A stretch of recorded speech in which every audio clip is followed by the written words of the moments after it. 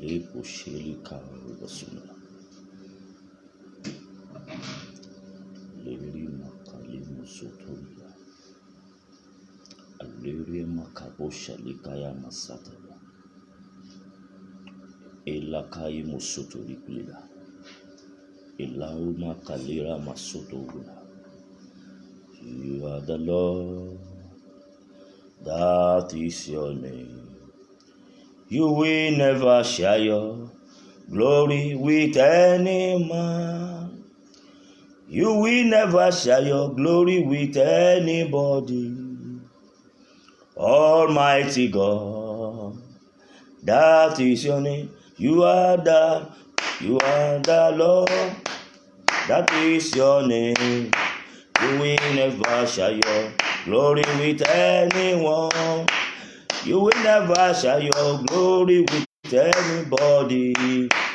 Almighty God, that is your name. You are the Lord. You are the Lord. That is your name. You will never share your glory with any man. You will never share your glory with anybody. Almighty God, that is your name. Oh, your name, Malika Maso. Oh, your name, Malika. Oh, your name, oh, your name, Malika Maso. Oh, your name, Malika. Oh, your name, Malika Maso. Oh, your name, Malika Maso. I will exalt you, Lord. Beloved, I want to be praising God. Today is the last day of this program. I will exalt you, Lord, for thou hast lifted me above my enemy. Your banner over me is love. It's a miracle working God. Yes. It's a miracle working God. It's the Alpha and Omega. It's a miracle working God. It's a miracle working God. It's a miracle working God. It's a Alpha, yes, Lord, and Omega. He's a miracle working God. Thank you for being here to worship Him. Brother, you are welcome to this night vigil. I believe and I pray that God will do something great, something wonderful, something visible, something unbelievable in your life, in our lives tonight. In the name of Jesus, we need to appreciate God. We need to thank God for your life. The Lord is good and His mercy endureth forever. I pray for somebody tonight. Because you came early. In the name that's above that name. Tonight, heaven shall open for you. In the name of Jesus, heaven will open for you. God will open the heaven for you. God will open heaven for you. Whatever that has caused ridicule, shame, and reproach in your life for years, tonight shall become testimony. Shall become testimony. Shall become testimony. Shall become testimony. Shall become testimony. Shall become testimony. Shall become testimony. Shall become testimony. Shall become testimony. Shall become testimony. Shall become testimony. Shall become testimony. Shall become testimony. Shall become testimony. Shall become testimony. Shall become testimony. In the mighty name of Jesus, I prophesy into the life of somebody here tonight. Likayama Satoria. You have been making several efforts in life. Lema Kappa, they did not allow your effort to show. Hear the word of the Lord. By the time we are going to share grace tonight, La Pozo Torikulia, Ramayali Kapozoria, Masikalida, Ramazoria, anointing that will make you unstoppable. That will make your glory, your life, your destiny to become unstoppable. That anointing shall come upon you. That anointing shall come upon you. God will baptize you with that anointing. In the mighty name of Jesus. And the Lord has said a lot of things concerning to my vision. So I thank God for your life, for coming early. I want to begin to talk to God. I'm still coming to prophesy. You are great prophecy. And we have some deep prayers to pray tonight. Deep prayers. Hey, Ramasura, something that will cause your enemy tears and sorrow. Everlasting sorrow. God is going to do it tonight. Because you are here. because you're able to connect to this prayer altar, something mysterious will happen in your life, whether the enemy like it or not, that will open the gate of your glory and your destiny that the enemy has locked for many years. In the mighty name of Jesus. Thank you, Father. Thank you, Jesus. I want to begin to talk to say, Lord, have mercy on me tonight. Ask God for mercy. Ask God for mercy. Ask God for mercy. Ask God for mercy. Say, Lord, I need mercy. I have tried to help myself. I've done everything possible, Lord, to make a way in life, but things have not been happening. Say, Lord, have mercy. In any way I have missed my way. In any way, I want to begin to ask for mercy. Prayer of mercy is a very powerful prayer. In any way, I have missed my way. In any way, I have missed my way. In any way, I've lost your grace. Okay? In any way, I've lost your grace. In any way, I've lost your grace. In any way, I've lost your favor. You used to enjoy favor before. You need to experience. You used to enjoy grace before, but you are not getting all those things. But tonight, if you can ask for mercy, say, Lord, have mercy on me tonight. Lord, have mercy on me tonight. Lord, have mercy on me tonight. Lord, have mercy on me tonight. Lord, have mercy on me tonight. Lord, have mercy on me tonight. Restore back your grace, your mercy. Restore it back unto me, unto my family, in my career, in my ministry, in my business. Ramai Kahura, Lema Satalika. Lord, restore grace, restore your mercy. Mercy. Olúwa ṣàánú fún mi. Olúwa ṣàánú fún mi lọ́gàn.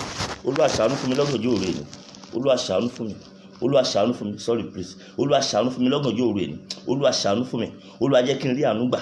Olúwa jẹ́ kí n rí àánú gbà. Ẹ̀mí mọ́ jẹ́ kí n rí àánú gbà. Olúwa jẹ́ kí n rí àánú gbà. Olúwa jẹ́ kí n rí àánú gbà. Olúwa jẹ́ kí n rí àánú gbà. Olúwa jẹ́ kí n rí àánú gbà. Béèrè fún àánú. Olúwa jẹ́ kí n rí àánú gbà lóru èní. Olúwa jẹ́ kí n rí àánú gbà.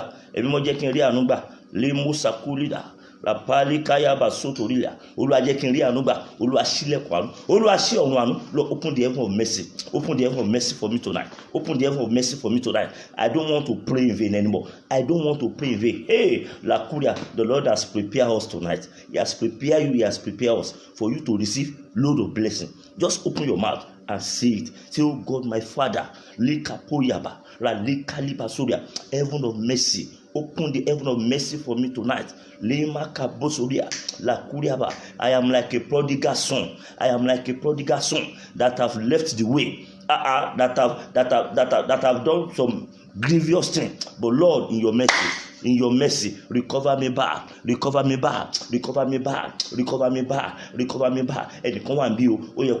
somebody needs to talk. I can see the angel of mercy descending very early. Descending very early tonight. It is all our prayer will be based on that. If you can obtain mercy, the Bible says we should come to the throne of grace to obtain mercy. Likabo Sotoria. Father, have mercy. Lord, have mercy on me tonight. Lord, let your mercy, let the heaven of mercy, open the heaven of mercy, open the heaven of mercy. Open the heaven of mercy. Open the heaven of mercy. Open the heaven of mercy. Open the heaven of mercy. Open the heaven of mercy unto us tonight. In the mighty name of Jesus. Lika Bosotora. Malaria Mazata Likulia. Lakuya Masatalia. I can see. As you are entering, make sure you are saying it. Olúwa ṣí ọ̀run àánú fún mi. Ọ̀run àánú tí èèyàn ò rò pé mo lè rí gbà mọ́. The mercy that darkness never thought I can get again. The mercy that darkness thought I can never get again from you. Oh Lord, let me receive that mercy tonight. Olúwa, I have done some terrible things.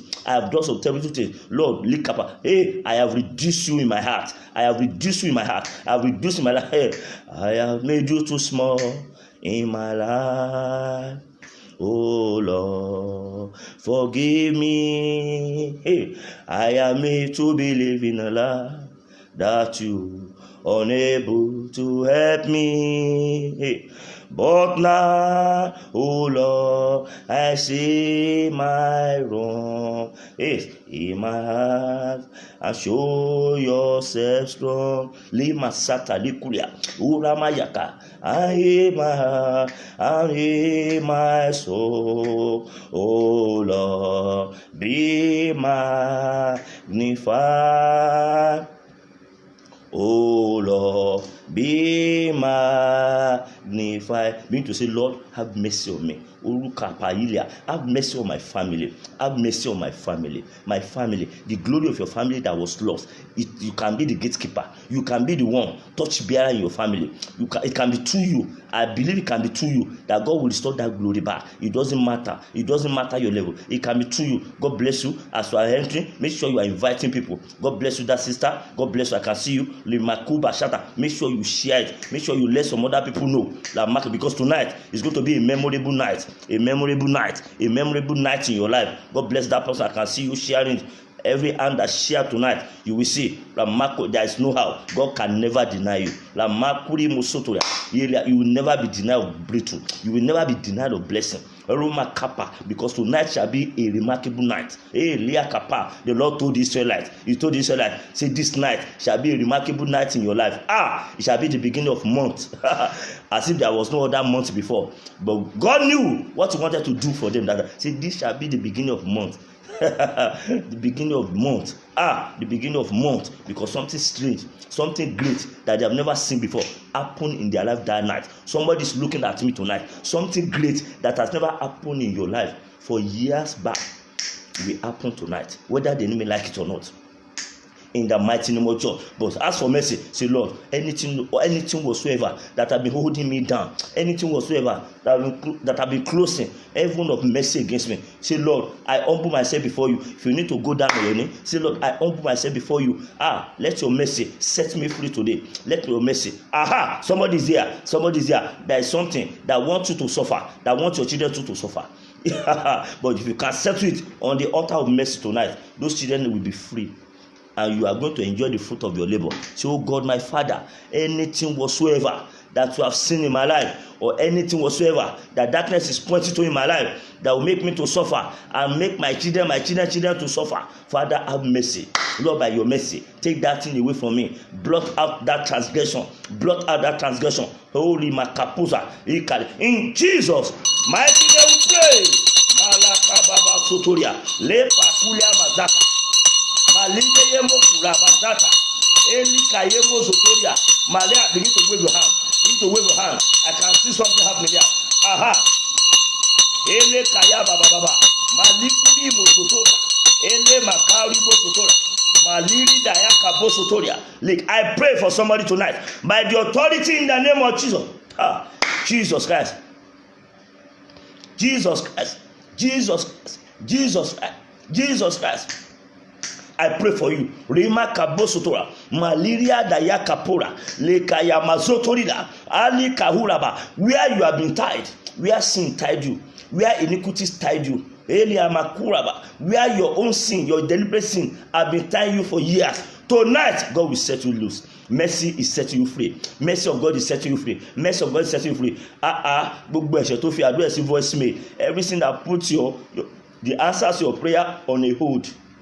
On a hold means God is contemplating. Should I answer you now? Should I not answer you now? I can see something in your heart. What is in your heart is terrible. If I should answer you now, will I not lose you? Will I still gain you? Will you still be evangelizing for me? Will you still be a choir? Will you still be serving me? Will you still be a worker in the church? Will I still be gaining you? Will I be a prophet on you? If I should answer that your prayer now. But tonight, because you resolve in your heart, because you resolve in your heart, oh glory, I can see glory. Glory is descending. Oh rapashata, light is shining. Hey Ramakulia, I told you tonight is going to be great. As soon as you connect, as soon as you get connected, you are already connected to greatness. Hey Rimaka, that's the word of God. That every single person that shall connect to this program tonight, as soon as you connect, you already connected to glory. You are reconnected. If you have been lost before, if you have been disconnected before, you are automatically reconnecting back. That is right. Glory. I can see the move of God right now. I pray for somebody here. Wherever you have been disconnected from glory, Marie Kalida, I don't know what happened. I don't know. That prophecy have started. Rima kabosotora, la kuraba malia, lerima kahulia mazotora. Wherever you have been disconnected from glory, le pakura, whether by mistake, mistake and error, just like Reuben. Look at Reuben. He slept with the wife of his father. Mistake, grievous mistake.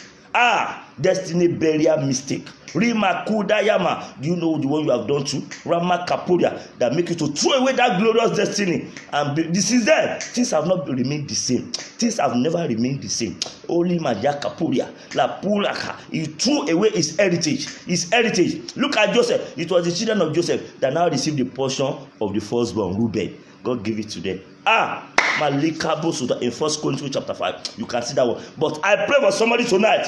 Wherever you have lost your heritage, wherever you have lost your glory, tonight rising up is becoming so hard in your life. Tonight, recover your glory back. Recover the glory back. Recover the glory back. Recover the glory back. Recover the glory back. Recover the glory back. Recover the glory back. Recover the glory back. Recover the glory back. Recover the glory back. Recover the glory back. Recover the glory back. Recover the glory back. Recover the glory back. Recover the glory back. Recover the glory back. Recover your glory back. Recover your glory back. Jesus. Jesus. Jesus. Jesus, recover your glory back, recover your glory back, recover your glory back, recover your glory back, recover your glory back. Rekalima zata, o kabasotoria, la kuria bashata, recover your glory back. Gbogbo ere eta ti gbe dani, all your blessing that is hanging, all your breakthrough that is hanging, you are qualified but you are not getting it. You are qualified, you have the merit, have the merit, but you are being denied. I decree tonight, by Kaporia, you have been denied several times, several attempts, but in the name that's above that name,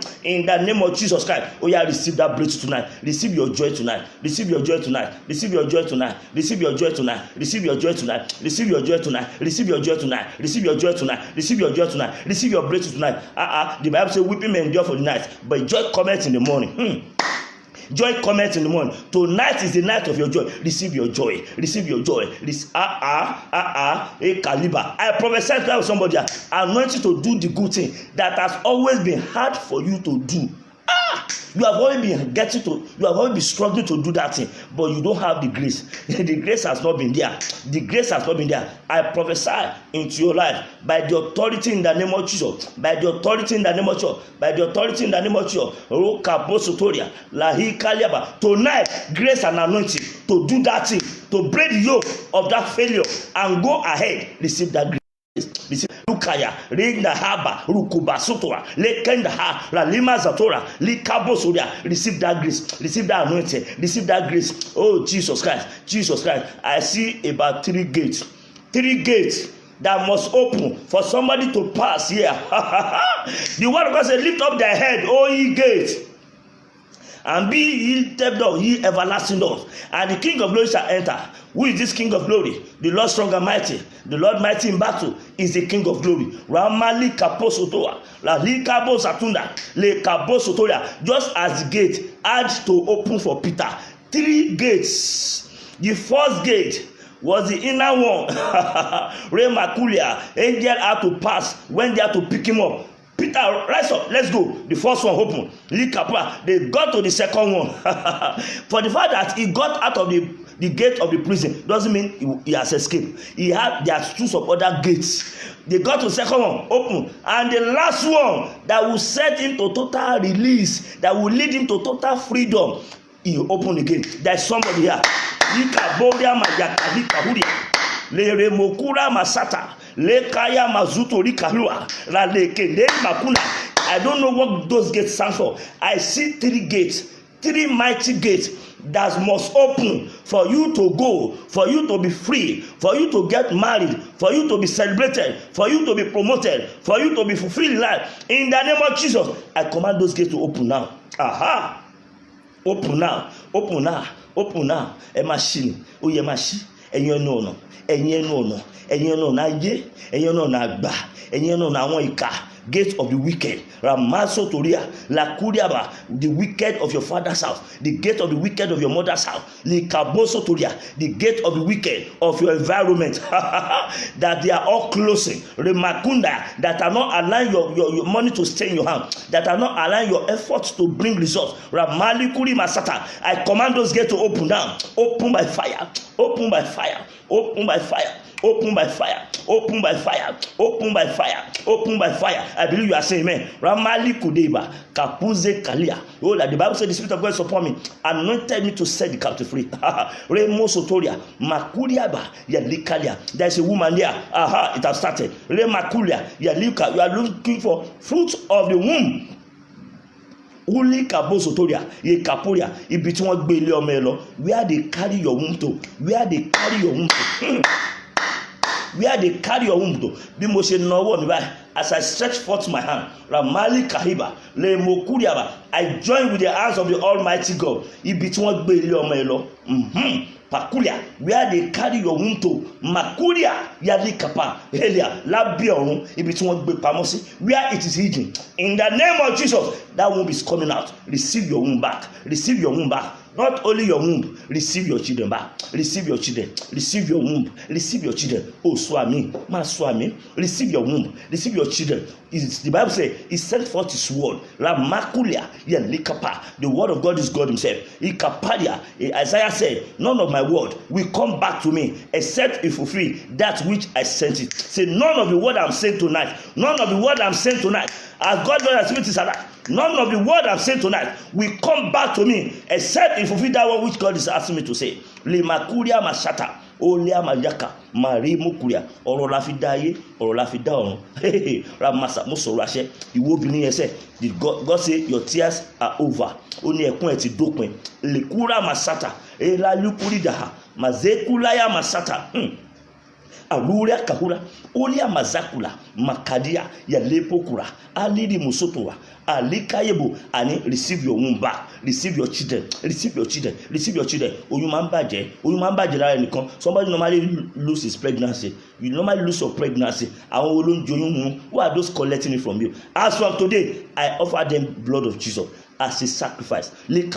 Anyone using collecting your pregnancy as a sacrifice, today I give them the blood of Jesus. I give them the blood of Jesus. That blood will kill them. That blood will destroy them. That blood will stop them. You will not lose it again. You will not lose it again. You will not lose it again. Aha, ramakuri masata, eliri kapuwa, yalima kapuria. Ẹnìkan wà mí orí ẹ̀gún tó jókòó. You are sitting on a tongue, on atomic time bomb. You are sitting on a time bomb in the midst of the wicked where you are. I command every imagination of the wicked against your life, every evil imagination against your destiny. Ramali kuri masata, ali kaula basata. Every evil imagination against your life, against your destiny, I command it to backfire tonight. I command it to backfire. I command it to backfire. I command it to backfire. I command it to backfire. I command it to backfire. I command it to backfire in the name of Jesus. And you normally lose job. You normally lose job. O máa sọ ṣẹ́nu, o máa gbàṣẹ́ lọ́wọ́ ẹ̀. Rí kaposotoria, ali kahiba, agbára tó sọ pé ò ní lọ jìnnà. Power that say you will not go far in life, that normally collect job from you. Ramakula. Today I decree the obituary. I decree the obituary. I decree the obituary. I decree the obituary. Ilẹ̀ lanu gbé mi. Má sọ àmì o. Ọ̀rọ̀ eré kọ́ lálẹ́. The ground is opening and swallow them up. I command the ground to open and swallow them up. I command the ground to open and swallow them. I command the ground to open and swallow them. Lukuyama makalirida. Ola kahibo suta, rahila kudia, yale mokura, masali kunda, remo kurida. I command the ground to open and swallow them. Limo saturia, ili kapozuria, aha, rekaduri masata. And come and be ramakura, majemu to dear mojukan. Covenant that is binding you to one spot. Rema kapa, the covenant that say your status will not change. Covenant that say your status, your status will not change. Limakuria, malika, covenant that is speaking, that is not allowing you to speak. Májẹ̀mú tó ń sọ̀rọ̀ tí ó jẹ́ kó sọ̀rọ̀ láyé. Májẹ̀mú tó ń sọ̀rọ̀ tó ń pa ẹ́ lóhùn mọ́. Ikaburaka, ralikahula, yelikahula masata, alikauria, lima kandori masata, rakunde mosata, elila kahula masata, alikahula, elemokunda. I command that covenant to be broken tonight. That covenant is broken. That covenant is broken. That covenant is broken. That covenant is broken. That covenant is broken. That covenant is broken. That covenant is broken. That covenant is broken. That covenant is broken. That covenant is broken. Hey, Jesus. That covenant is broken. Rikapa. That covenant is broken. Aha. Rema kayama satoria. Malikulia mazoria. Gbogbo ẹ̀kẹ́ tó sọ pé tó ń bá wà láyé kò lè dáa fún ẹ. Anyone that say as long as they are alive, you can never make it. You can never have children. You can never be married. Get ready now. Get ready. That say as long as they are alive, you can never be joyful. That you can never be joyful. Urama kalia. Gbogbo ẹ̀kẹ́ tó ti fi ẹ̀mí ẹ̀ tó ti fi di tó ti fi ẹ̀mí ẹ̀ tó ti fi dí ìṣeré mẹ́ lọ́wọ́ la kapa, that are vow with their life, that are vow with their life against your joy, against your breakthrough, against your celebration. Likaporia la kundaya oria majakulia Malikuda, Yalikapa. Who are they? I don't want to know who they are. Ika, the Bible says, who is it that said and come to pass when God have not decreed? Ta ló sọ̀rọ̀ tó rí bẹ́ẹ̀ nígbà tó lọ́run ò pa láṣẹ. Àmì ni kò kàn máa sọ lema kaposoria, just be say amen. Gbogbo ẹnikẹ́ni tó ti wọnú májẹ̀mú òkùnkùn lema kaporia, orama yakulia, rakadia, anyone that have entered to the covenant of darkness that have said elakuri musotora, ramakadilia, yalikuria, as long as they are alive, you can never make it. You can never be celebrated. You can never be joyful. Anyone that hates to see joy in your life because of the covenant they have made against you, tonight, Ramalikuria, let the sacrifice of the blood of Jesus, let the sacrifice of the blood of Jesus arise and destroy them, and destroy them, and destroy them, and destroy them, and destroy them, and destroy them, and destroy them, and destroy them, Maswami, and destroy them. Begin to share this now. Begin to share. Ashen Mopa, Maruka, Ralide Mukura, Yali Kahura, ìwọ tó ń wò mí yẹn, Rakalida, ẹni tó ti fi májẹ̀mú tó fi dẹ́ dúró, ó fi dẹ́ dúró sójú kan. They use their covenant to stop you in one spot, to stop you with all your intelligence, with all your qualification, with all your smartness, with all your connection. They use covenant to stop you. I don't want to know evil covenant of your father's son, evil covenant of your mother, evil covenant of the house where you are living there. Ramakula, ó ní wọ́n fi dẹ́ dúró, Olúwa ta ló fi májẹ̀mú dá wọn lé dúró, ta ló fi májẹ̀mú dá ayé dúró. Tàló májẹ̀mú dá ìrìn àjò ògo yín dúró lórúkọ Jésù. Májẹ̀mú yẹn bàjẹ́ lónìí, ẹ̀jẹ̀ Jésù bàjẹ́. Ó la makara ra hura kabuzata la makuria la aha. Look at what is happening here. Look at what is happening here. There's somebody here. An evil bird swallow something good from you. An evil bird swallow your future. Rima kaposoda, gbogbo ẹyẹ òkùnkùn, ẹyẹ ayé eléyìí tó gbé ọjọ́ ọ̀la ẹ̀mí, gbogbo ẹyẹ òkùnkùn. So wà mẹ́yẹn o, ìwọ ni mo bá lo, you are the one I'm talking to. Rima kaposa, rakuliaba, o lè fura sí wọn o, you are not suspecting that person, but that person is an evil bird. Ibu ẹyẹ ayé ni, ẹyẹ òkùnkùn ni, gbogbo ẹyẹ tó ti gbé ẹ̀mí. Ramali kurida, Olia, you are greeting me, o ṣe pẹ̀lẹ́, you are saying sorry, and yet you are the one biting me. Raulka, rabasatalia, ramakulia, lemoria, mayikulia, Ọlọ́run ẹ̀mí. Ọlọ́run áńgẹ́lì Ọlọ́run èèyàn ẹ̀yin dà Ramakulia, O God of Elijah, arise with your sword, arise with your sword in your hand. Ramalikulia, arise with your sword, your raging sword, your flaming sword, your raging sword, your raging sword, your flaming sword. Gbogbo ẹnikẹ́ni tó wà lórí altar, anyone that is on this altar that is hearing me, listen to me. Ramalikulia masota, maraka huba zakulia, yalikulia masata, elia mama. You are under the oppression of your own blood. Ramalikulia, ẹ̀jẹ̀ ló ní ẹ́ lára, ẹ̀jẹ̀ ló dá dúró, marapakulia. You are under the enslavement of your blood. Ramakuliaba, Elikayabakulia. Oh God of vengeance, where is your sword of vengeance? Where is your sword of vengeance? Arise! Pẹ̀lú àmì méje ni wàá máa sọ àmì. Remakabosotoria. Gbogbo ẹnikẹ́ni tó sọ pé nígbà tó ń bá wà láyé, ó lè ṣe rere ni, àfi tó ń bá tó kú. Mama, and they don't want to die. They don't always want to die. And they don't want you to prosper. Their covenant is that you must not make it. Because if you try to make it, it means you want to kill them. Likaposotora. Elikaria, gbogbo ẹni tó sọ pé tó bá marry o fẹ́ pa òun ni. Anyone that say if you should marry, you want to kill me. Rema kaposa. Anyone that say if you should have give birth to children, you want to kill me. That's why you cannot give birth. Rema li kaposa. Ida Ọlọ́run dà, ida ẹ̀san. Where is the sword of the vengeance of God? Ramakalia, sword of divine vengeance. Oya smite them. Masuami, smite them. Oya smite them. Olúwa fi dà ṣá wọn. Olúwa bá mi fi dà ṣá. Olúwa fi dà ṣá. Ibo ló wà?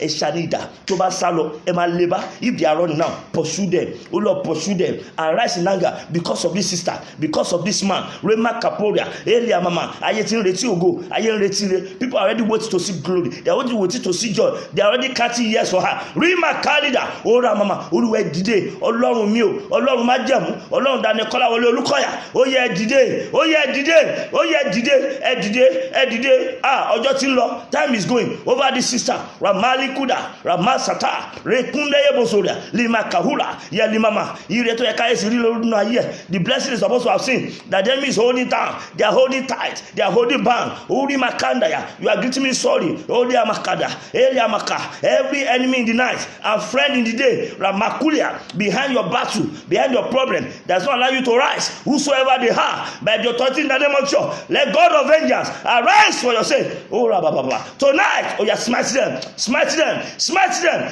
smite them, smite them, smite them, Erikabosotora, Rakabasata, Ramaka, smite them, Oli Kapura, Ora Baba. La puri mosotora ralia kayaba maliri bokuria o mo gbàdúrà fẹ́ nìkan bí gbogbo ẹ̀kẹ́ tó ń gbèrè lọ sáàrin àwọn òkùnkùn. Anyone carry your glory, your ministry, your career, your joy, your pregnancy, anything that is giving you joy, that normally go and present it before them, pé ẹ wá gbà mí, ẹ bá mi gbà lọ́wọ́ ẹ, help me collect it from him, help me collect it from her. Ramolo kuria ta ló lọ sunkún níwájú òrìṣà, who is weeping before idol to destroy your life. Ramakuria, asking those people to destroy your life, asking some powers to waste your life or waste good in your life. Oh God, arise! Oh yeah, waste them tonight. Oh Lord, any go waste that power, waste that personality, waste that power, waste that personality. Gbogbo ẹnikẹ́ni tó ń gbé ayọ̀ mi lọ sínú òkùnkùn, tó ń gbé àlàjá mi lọ lókùnkùn.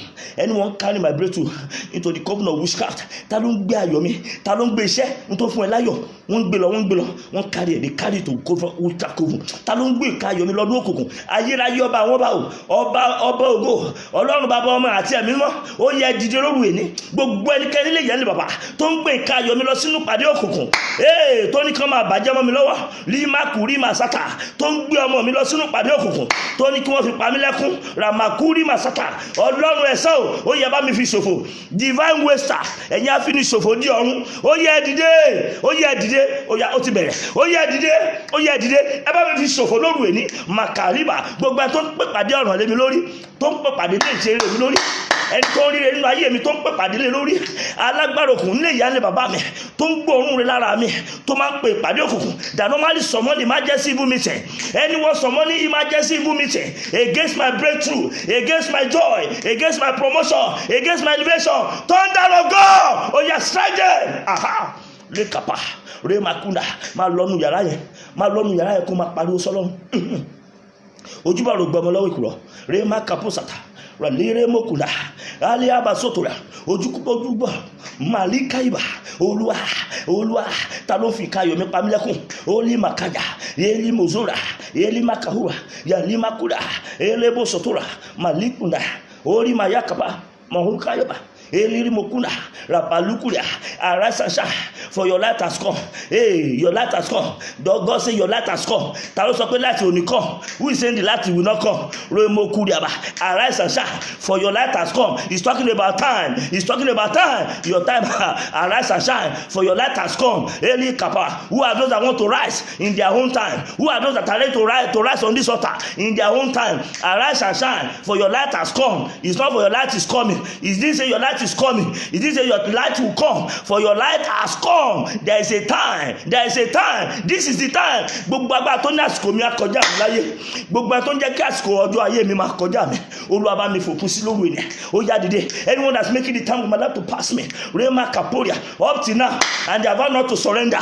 Ẹni tó ń jẹ́ kí àsìkò ayé mi kọjá mi, àsìkò àti ṣeré, àsìkò àti rígbéga, àsìkò àti jọmọkùnrin, àsìkò àti ṣeré gẹ́gẹ́ bí ọmọbìnrin. The time to do things as a man, the time to prosper as a woman, the time to prosper as a married woman, Ramalikuria, the time to be what I'm supposed to do as a lady. Who is it that ó yá máa gbàdúrà? Olúwa ta lẹ tó ń jẹ́ kí àsìkò ayé mi kọjá mi. The Bible says arise and shine, for your light has come. Malikuria, ó yá sọ pé Olúwa mo dìde láàárọ̀ yìí. Mo dìde láàárọ̀ ẹ̀, alágbára tó ń pè mí níjà, strong man of my father's house, that is challenging the time of my life, the time of my marriage, the time of my conception, the time of my promotion. Rima Kalua tó sọ pé àsìkò yẹn ò ní jó bọ́ sí early akama. Ta ló ti rí àsìkò ṣeré mi? Who has seen my time of glory, my time of celebration, and I vowed that time will pass me? You are a liar. Olúwa bá mi pa, Olúwa ta lẹ máa pa, Olúwa ta lẹ fẹ́ pa. I don't want to know. Whosoever they may be, Olúwa tí àsìkò ayé mi ò fi ní kọjá mi mọ́. There is always time. Arise and shine, for your light has come. The light has come. This is the time. There is a timing. There is a time element in that statement. Ramakulia, lekapa. There is an urgency sense of urgency in that statement. There is a sense of urgency in that statement. Arise and shine, for your light has come. Who are those that are ready now? Who are those? Oh Lord, say, oh God, my Father, I am ready. I am ready to arise. I'm ready to arise. arise, let me shine. Open your mouth and say, oh God, my Father, I am ready to arise, let me shine. Oh God, my Father, I am ready to arise, let me shine. Oh God, my Father, I am ready to arise, let me shine. Oh God, my Father, I am ready to arise, let me shine. I don't want to know how you do it. I don't know how you will do it. Oh God, my Father, you are God of possibility. You are God of greatness. Lema kaporia, lema yakuria. I know that's not too hard for you to do. Ramali kuria. Look at what the enemy has done with my life. Hey, somebody, talk. I can see the angel of deliverance. Angel of deliverance on this altar. Ramakuria, elimakuna, malide ebokura, ya makanda ya, oluwadide.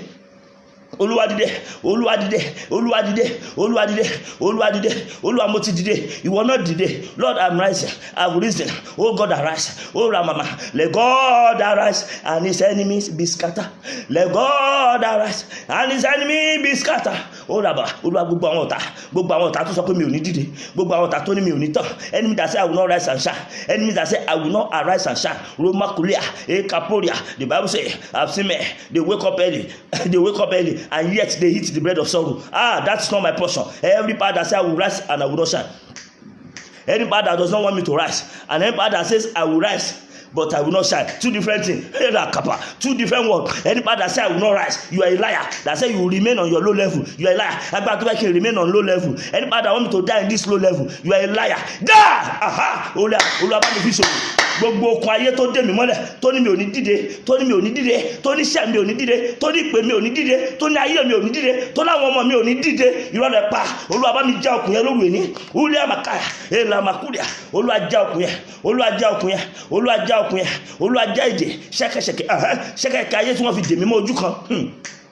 The chain of stagnation, the chain of Yamafo, chain of stagnation, inherited chain of stagnation, witchcraft chain of stagnation. Olúwa tí wọ́n fi dè mí, tí àti lọ síwájú fi lé fún mi, that making progress is becoming hard for me. Oh God, arise by fire, by thunder. Oh yeah, break my chain. So I can break my chain and set me free. Break my chain, set me free. Break my chain. Holy Ghost, break my chain, set me free. Holy Ghost, break my chain, set me free. Holy Ghost, break my chain, set me free. Holy Ghost, break my chain, set me free. Holy Ghost, break my chain, set me free. Holy Ghost, break my chain, set me free. Holy Ghost, break my chain, set me free. Holy Ghost, Remo Soturia, Ramakalia, Olúwa ìdè táyé fi dè mí, ìdè tán fi dè mí, gbogbo agbára tó sọ pé mi ò ní dìde, máa sọ bẹ́ẹ̀. Agbára tó ní mi ò ní dìde nílé ìyá ilé bàbá mi, májẹ̀mú tó ní mi ò ní dìde, májẹ̀mú ẹ̀ ní dìde, tí ilé bàbá tí ilé ìyá mi. I am not your candidate. Covenant of nobody will rise. Covenant of nobody will rise, nobody will shine of my father's house, of my mother's house. I am not a kind. Break! Oh yeah, lose your power over my business, lose your power over my career, lose your power over my children. Covenant of nobody will rise, nobody will shine. Covenant of nobody will rise, nobody will shine of my father's house, of my mother's house, hey, of my in-laws house. Pé wọ́n obìnrin ni, ta ló wá kí ló tó wá fi wọ́n bí? Làkúrìàbà, ó ti wọ one chance. Ta ló ní mo wọ one chance nínú marriage mi? Irọ́ lẹ pa. Olúwa bá mi fi wọ́n ṣòfò dànù. Gbogbo àwọn àgbà ìkà, every wicked elders in my father's house, in my mother's house, in my in-laws house. Ura makapa, remozotura. Tí wọ́n gbére ayé mi dání, holding my breakthroughs in life, holding my blessing life. Elia makapa, remo kuriaba, say that kapapa. Yeah, say dynamite blood of Jesus. Dynamite. Say I throw the dynamite of the blood of Jesus into your life. Ka posora. Oya, lemon, lima kaporia. Gbogbo ẹ̀yin àgbà gbàgbà ilé ìyá ilé bàbá mi tẹ́ gbére ògo mi dání tẹ́ lé mi ọmọ ológo ní dìde that say me glorious I will not rise. You are a liar. I throw the dynamite blood of Jesus, I throw the atomic bomb of Jesus against you. Carry the mozoto. Oh yeah, lemon ko blow dànù. Ma sọ pé ẹ fi ọ̀nà sílẹ̀, ẹ fi ọ̀nà ògo mi sílẹ̀, ẹ fi ọ̀nà rẹ̀ mi sílẹ̀. Leave the way of my glory. Ramakuria, I am moving forward. Rikabosata, Ralakunebo, Rabasata, Remokuria. In Jesus' name, pray. Say, oh God, arise, uproot every door of delay. Olúwa fatu ni, ọwọ́ Ọlọ́run ó yá bá mi fatu. Go sọ pé sí, má sọ pé sí, fatu. Uproot it, that door. If you say open, it's getting late. Ìyẹn ti slow jù. Wà ní ọwọ́ Ọlọ́run ó yá fatu. Gbogbo ilẹ̀kùn tó tì mọ́ mi, ilẹ̀kùn bí tí mo fẹ́ gbà kọjá tó tì tó bá ṣe gbàdúrà lálẹ́ wà rọwọ́ Ọlọ́run. Ramalika, Elemo Sotura, Malaria Kapola. Oh, Legentu says the time of John the Baptist, the kingdom of God suffered heaven suffered violent taken by force. Ura Makapa, Mazuta, Rele Kahura, Yalimama. When it come be, our Moya Lolo Nigberi. Now your sibling has said you will not be happy. Our Moya Lua Dore, Rikapoya. Will you be smiling? Will you be laughing with them? Lekuria, Majakuria, Yalikuna, Remos Oturia. I want to my general way. Those who will enjoy from you. Now then see they bite your glory. Now they are the serpents biting your life. Ramaka. But as you call fire, you call Holy Ghost fire. You say, God of vengeance, God of vengeance. Sometime, along with soul, Rakuba Sanda. Ọlọ́run ẹ̀sọ́ nígbà méje líkàbà gbogbo ilẹ̀kùn retí ayé tì mọ́ mi. Door of rising and shining, the door of rising and shining that the enemy is close against me, uproot it, uproot. That's what open tó bá open wà bẹ́ẹ̀ up mọ́tò bá fa ìyá ẹ̀kún tó bá fa ilẹ̀kùn ya wọ́n fa ya ni wọ́n fa ya ilẹ̀kùn ò lè dúró kò gbọ́dọ̀ dúró. Nothing like that door must stand there again. Are you there? Nothing like that door must stand there. Nothing. Appearance of that door must not be there. And come and be ire tó máa ṣe kú pa àwọn ọ̀tá ẹ̀ ó máa dọ́gbọ̀ ẹ̀ lẹ́yìn àdúrà. Testimony that you call it that will cause a sudden shock and death for your enemy. You will get it after this prayer. Upakura. Are you ready? Are you ready? Are you ready? Are you ready? Era Makuda, Yali Kapa, and come and be. Ọlọ́run Daniel fẹ́ mú ẹ lọ sínú òkìnnú lálẹ́. Mo rí ẹ. Àwọn bí tó fẹ́ wọ̀. I see you are about to enter some places. I saw lions there. Lions.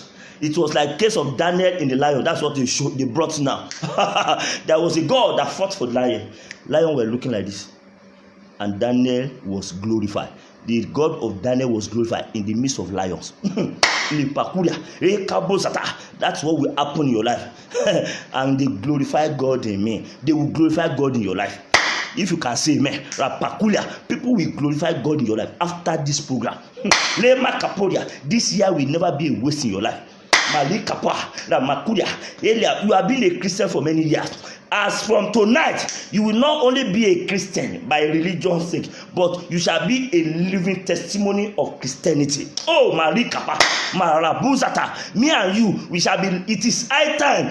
Not to just be bearing Christian as a religion, but to our life to show Christianity, our life to become a living epistle. Aha! That's why Jesus died. Oh, glory.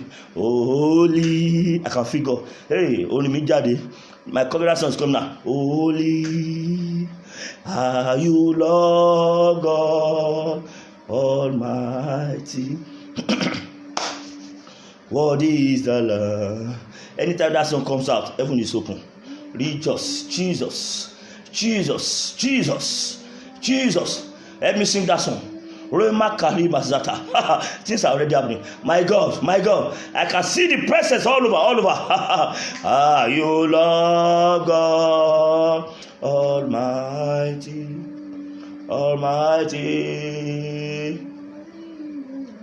What is the Lamb? You are holy. Hey, holy. Rimakaya Masata. Are you Lord? Just stretch forth your hand to this altar. To that your phone. Stretch your hand. Marika Bosoria. A power is coming out from here and it's sent to you where you had there. What is the Lamb? Two more time. You are holy. Hey, I see the cross of Jesus. It's moving like a sword in the room of that sister, around that person, around that man. I saw the cross with the blood. It's moving like sword all around that room. Robosuka lidaya baraba. What is the Lord? For last time, you are holy. Ralabu shalikuri amasataya. Are you Lord God Almighty? What is the Lamb?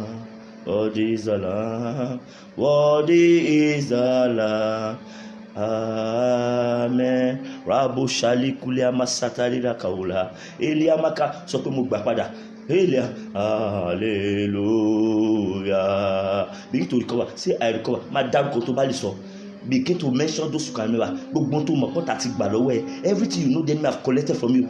Sọ pé mo gbà, I recover my children, I recover my glory back, I recover my destiny back, I recover my spiritual life back, I recover my originality back, I recover my money back. My soul. I can see the presence of God now.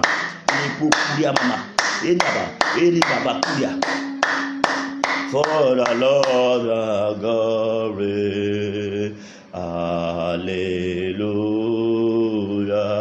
Hey, Jesus, look at what's happening. The rain blessings. Holy Jesus Christ. Oh, I can see the altar of God in your room. Rapashata is fighting against any altar that have been fighting your life. Rapolia Kayaba. Raili Kudaya Mazata. Worthy is Allah. Jesus Christ. Worthy is Allah. Amen. Say, altar of the living God, arise! Oh, yeah, fight and destroy any altar that is standing down my rising and my shining in life. Limaka, gbogbo pẹpẹ ayé tó dé mi mọ́lẹ̀, tí ò jẹ́ kí n tàn, tí ò jẹ́ ṣeré, tí ò jẹ́ jẹ́ tí mo fẹ́ jẹ́ láyé, gbogbo pẹpẹ èèyàn, pẹpẹ àwọn àgbààgbà ìkà, altar of the wicked elders, area makaporia, kí ló ń ró wọn lágbára, kí ni wọ́n ń lò lòdì sí mi. So man, altar, I can see altar in your room. I can see the presence of God. That's why you are praying that prayer. Say, altar of the living God, arise your anger tonight. Oh, yeah, tear to pieces any altar, every altar of the wicked that is standing down my rising and my shining life. In the name of Jesus.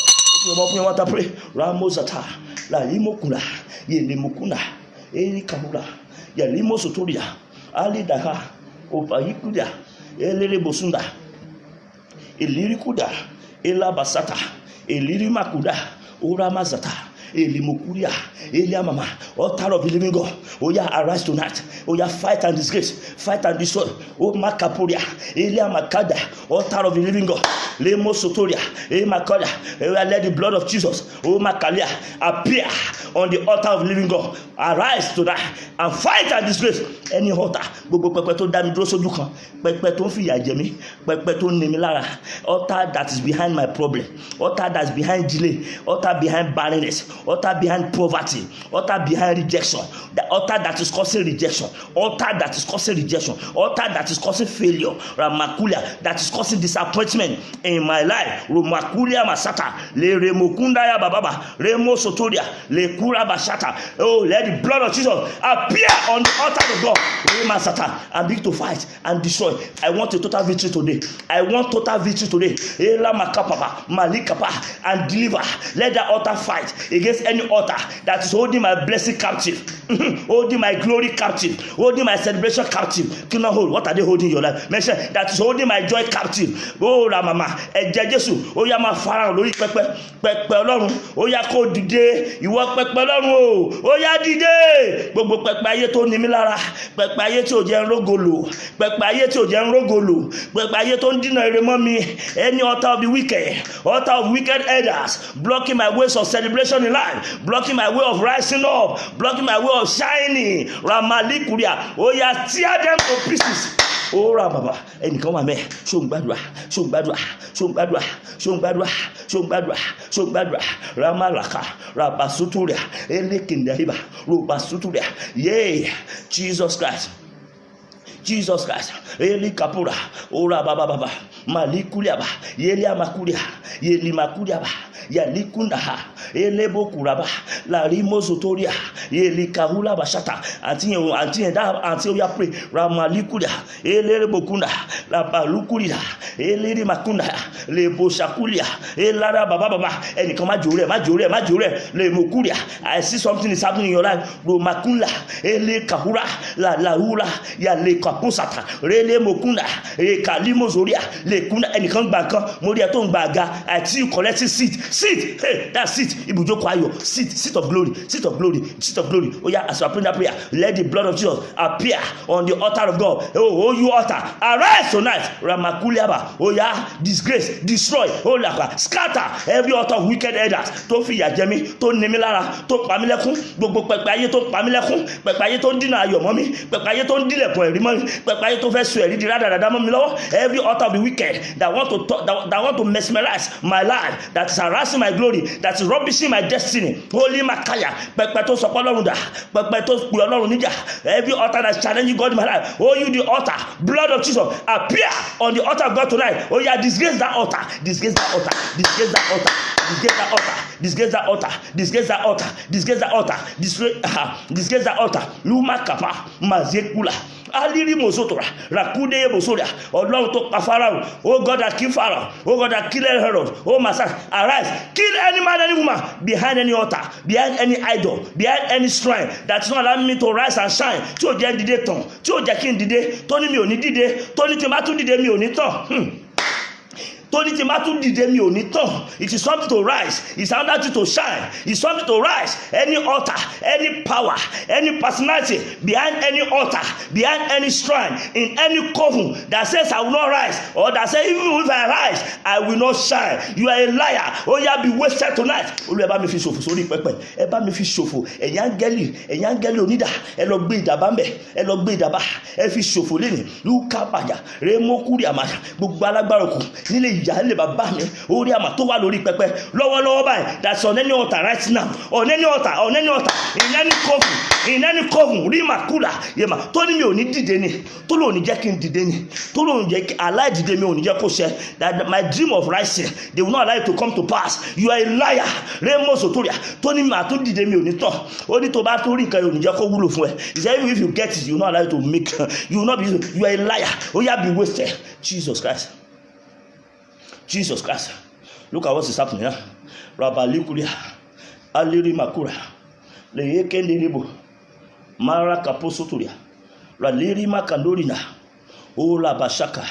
Eli Makuriaba. Eli Masatoria. Yakuri Masata. Gbogbo ere ẹwo re máa sọ pé gbogbo ere mi tó wà nú ẹ̀mí, all my blessing is spirit realm.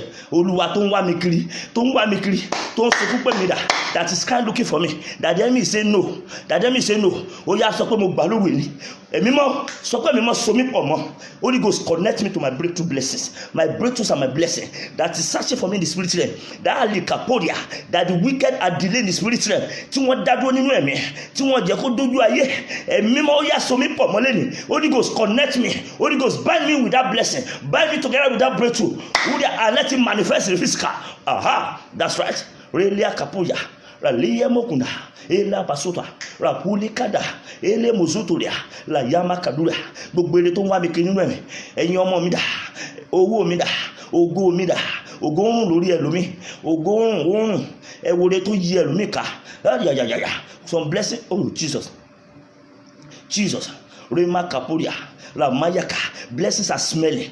People will see some people, they say, ibo le gbe moto yin si, where do you park your car? And there's no car. Uri kapa erehun la re. Ramakuya. Have you been abroad before? They said no. Oh Ramakapa. Are you married? How's your husband? How are your children? No children.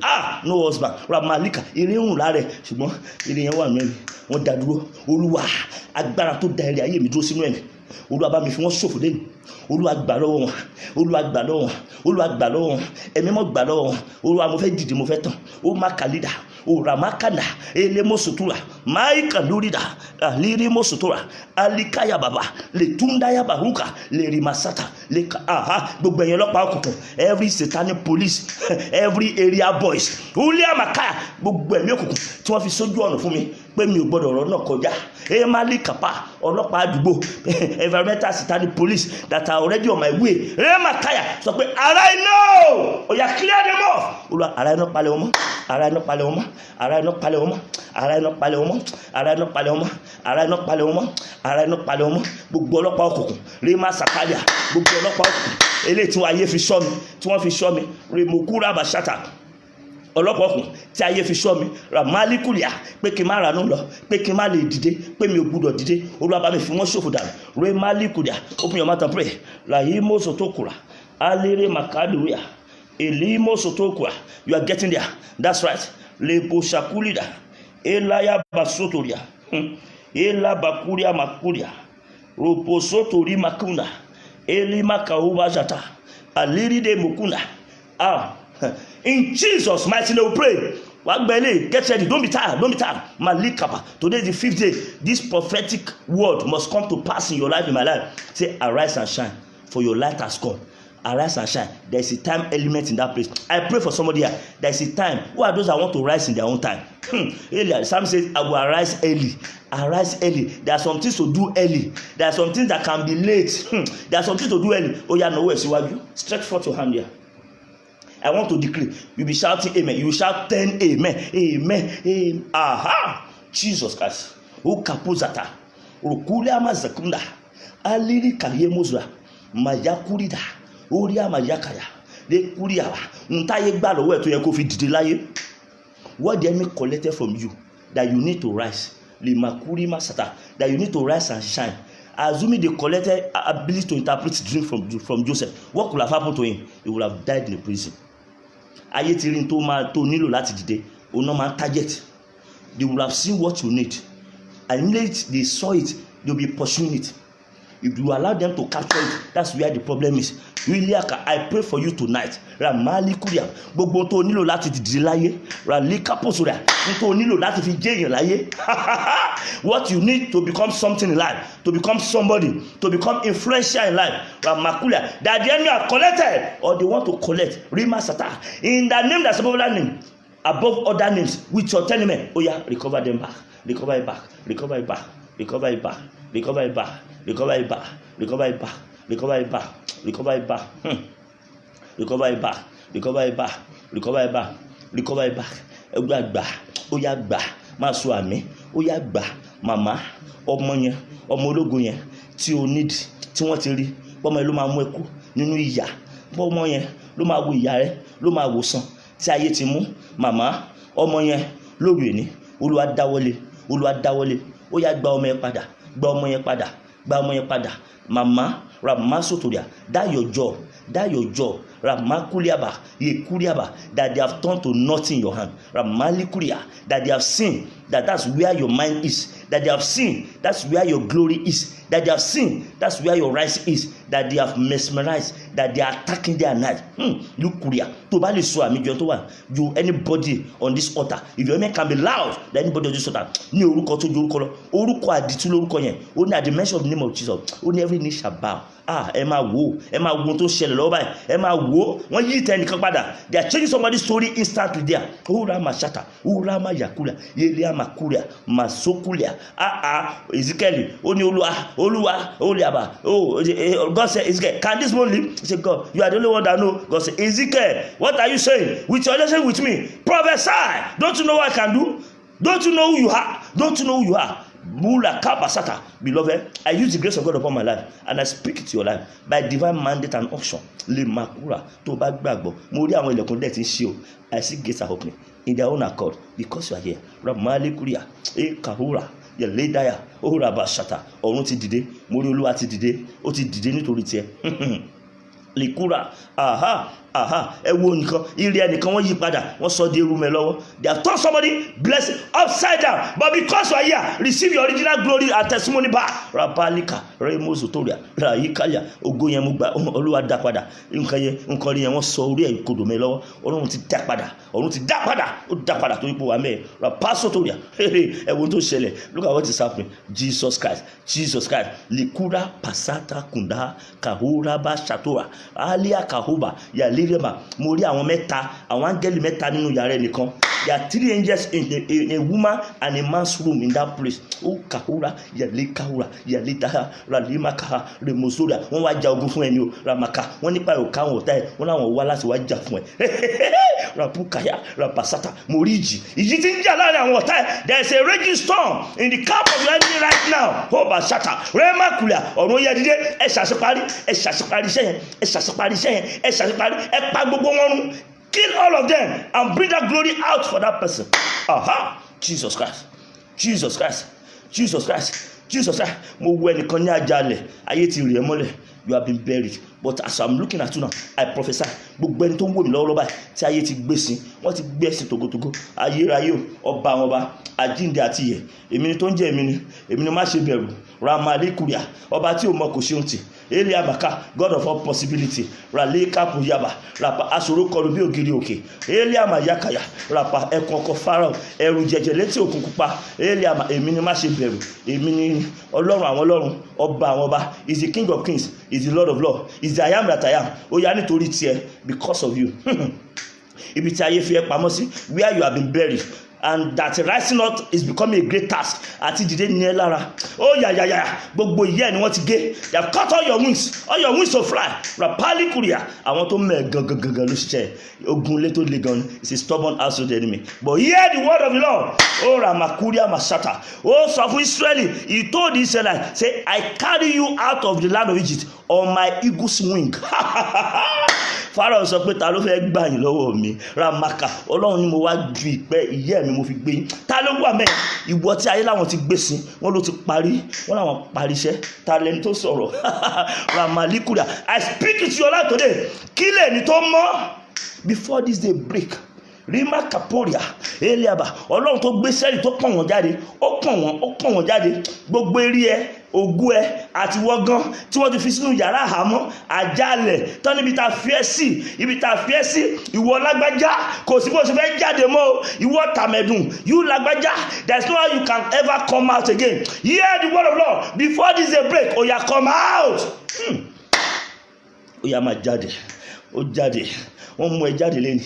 Ogun ọ̀run mú ẹ jáde, ayérayé mú ẹ jáde, kìnnú ẹ̀yà Júdà ó mú ẹ jáde, ọlọ́run Dáníẹ́lì, God of Daniel, God of Daniel, God of Daniel, ó wọnú kìnnú olóògbé ní, ó wọ ihò àwọn kìnnú, ẹwò mo ṣe sọ yẹn, mo dẹ̀ rí àwòrán yẹn, Ramalika, ó dà wọ́n rú, ó gba ẹrí ẹ jáde, ó gbé ẹ jáde, ó jàjàjàjàjà, Ramakulida, Ramosotokura, Yalikapura, Yalika, wọ́n fẹ́ bàjẹ́, wọ́n rí bàjẹ́, they want to spoil it. God did not allow them. They wanted to destroy you and your breakthrough. God is not allowing them. Ó gbà lọ́wọ́ lọ́wọ́, ó gbà, aha, Raposo, ọ̀nà ńlá fún ẹ, ọ̀nà ńlá fún yín, ọ̀nà ńlá fún yín lẹ́ni, ọ̀nà ńlá fún ẹ lẹ́ni, Ramolia Kapoya, Ramas, ibi tọ́nà ti dí mọ́ bàbá àti ìyá ẹ̀, ibi tọ́nà ti dí mọ́ àwọn yòókù lẹ́yìn, where road is blocked against others in your father's house. Ibi tí wọ́n máa ń dé tán máa ń dá wọn dúró, ibi tí wọ́n máa ń dé tán ti máa ń stop, where they normally get and they normally stop. Kò sẹ́ni tó dìde ju level yẹn lọ rí. Nobody has ever arise or risen beyond that level. Torí pé wọ́n wà níbí, because you serve God Almighty. Ramali Kuria, gbogbo ibi tí ò sẹ́ni tó kọjá ẹ̀ nílé yín. Ta lẹ́ni yẹn? Who is that person here? Ramakapora, Yele Mozotoria, agbára tó yọ Dáfídì jáde láti ẹ̀yìn. Power that brought David out from the back. Remakaya, power that brought Joseph out from the back and took them to the top. Remakuria, Elamakapa, Rabasotoria, Iliamakuria, ire tí wọ́n ṣe rí, level tí wọ́n go beyond rí. Good thing they never recorded in your family. Testimony that nobody has ever recorded in your father's house. Because you are connected to this program and you are in this prophetic week that end this morning, arise and shine for your light as well. Ní orúkọ Jésù, ó yá lọ ṣeré yẹn, lọ bá wọn ṣe, ìwọ ti ṣe o, ó ti ṣe yẹn, you have done that thing by fire by force. Ọ̀run ti ràn ẹ́ lọ́wọ́, receive the assistance of angel, receive the assistance of God Almighty, receive the assistance of the host of heaven, receive the assistance of the blood of Jesus. And do that thing, go beyond that level. Kọjá ìpele yẹn ni, kọjá ìpele yẹn. Gbogbo àdàbí tí wọ́n máa fi sí, every condition that the enemy has added to such a level. Today, I cancel that condition. Àánú nínú ẹ̀jẹ̀ Jésù fagilé. Mercy in the blood is cancelling that condition. Ìwọ máa ṣe freely. You are going to do it freely. Àwọn ọmọ yín á ṣe lọ́fẹ̀ẹ́ ni. Your children, where you struggle, what you struggle to do in life, your children will not struggle to do it. Where you struggle and labor hard to pass, it has stopped over you. Your children will not struggle there. Our children will not struggle there. In the name of Jesus, any power laboring to collect tomorrow from you, laboring to collect tomorrow from you, they are buried on this altar tonight. They are buried on this altar tonight. In the mighty name of Jesus, gbogbo ìwé ayọ̀ tí wọ́n ti pàdé mi láyé, every chapter of glory, ta ló lélẹ̀, Ramali Kuria, Rapasotorika, Elia Masata, every chapter of glory that enemy have closed permanently ó ti pẹ́ tí irú ẹ̀ ti ṣẹlẹ̀ láyé ẹ̀ wọ́n dẹ̀ ní kò tún ní ṣẹlẹ̀ mọ́. Ta ló ẹ tó sọ̀rọ̀ ẹnìkan wà mí láàrin ọjọ́ méje láàrin within 7 days you shall be congratulated. Ore makapuria within 7 days you shall be congratulated. You shall be congratulated. Makari baba wọ́n gbére wọlé wá fẹ́ nìkan ire tán gbé wá sórí ọ̀tá ẹ̀ ó pọ̀ gan ramakuria ma ṣàlùkúria mo sọ̀rọ̀ sínú ayé ẹnìkan makaria ọlọ́run kí n pàṣẹ àwọn kankan sórí ayé. I'm about to say now God said I should prophesy some deep mystery into your life. Baka number 1 now, get ready. Ramakaya, get ready. Number 1 now, he said I should prophesy some deep mysteries. He told me that when I get here tonight I should make some delicate pronunciation, delicate decree. Therefore, number 1, Rapolia Kaya Baba, Remosotoria. Gbogbo ẹni tó sọ pé mi ni mo ní nǹkan mi.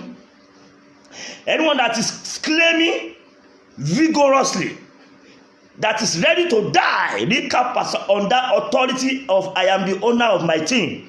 Nobody can collect it from me. Rali Kaya Mosotoria. They are forgotten that they are not your maker. I call upon your maker because of you. Benny, I invite our maker, the King of Kings, the Lord of Lords, on this altar right now. What concern you, Pastor?